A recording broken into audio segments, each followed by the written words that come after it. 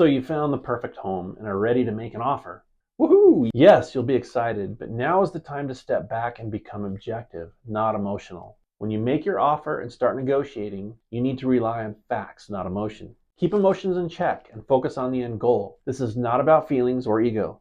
Don't let the small stuff get in the way of what you really want. I take this so seriously that when I'm selling or buying homes for myself, I rarely represent myself. I'm too emotionally involved, and I really don't make the best decisions. Decisions that would cost me thousands of dollars. First thing you need to do is trust your realtor. Look, you trust that your dentist knows what they're doing when they work on your teeth. You trust your lawyer to know how to put together your will, and trust that your accountant can get your taxes done properly, right? Well, your realtor is your expert in the home buying process. They know what it takes to make a successful offer. They have your best interests at heart. Think about it. They don't even get paid until you get the keys to your new dream home. You're probably very smart and good at what you do. But when it comes to real estate, making a good offer and coming up with negotiation strategies, your agent knows, or should know, much, much more than you do. For one thing, they'll understand that different market conditions require different strategies. For example, in a seller's market, where demand exceeds supply, the competition among buyers can be fierce. Sellers have the upper hand. Homes sell quickly, sometimes for more than their asking price. You find yourself in bidding wars. As a buyer, you have less negotiating power. You need to make your offer as attractive as possible. Your agent can help you by advising you to remove certain contingencies, such as those for financing or home inspections or appraisals. They'll also explain the risks in doing this. You can make an offer that is more than what the home is listed for. Or maybe you don't ask for repairs or seller credits. Trust your agent to advise you on this. In a competitive seller's market, your first offer has to be your absolute best. Making a lowball offer can take you out of the running entirely. Your offer should reflect the market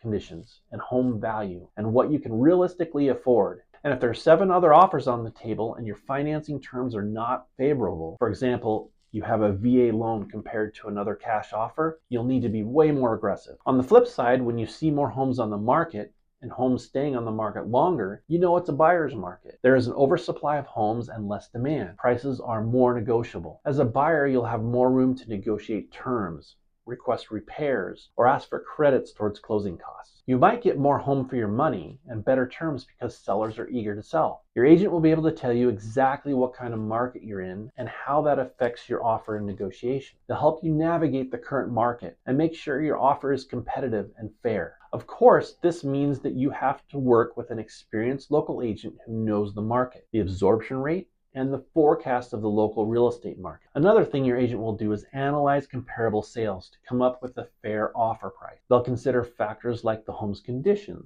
location, upgrades, views, how it stacks up to similar properties that have also recently sold. Also, they'll have done some research and understand the seller's motivations. Do they want to sell quick? Do they have a specific deadline they're trying to meet? Do they need a rent back until they find a new home? Knowing this can make a difference in creating the offer as attractive as possible. Keep in mind that once your offer is finally signed by both parties, it's legally binding. If you back out of it, you possibly have legal and financial consequences. Your broker should help you understand all the language, the terms, and exactly what you're agreeing to before you sign it. Bottom line, to get the best possible result when it comes to making an offer and negotiating, first make sure that you have a realtor that you completely trust, and then listen to their professional advice. And when you're making your decisions during this process, keep a clear head and keep your emotions in check.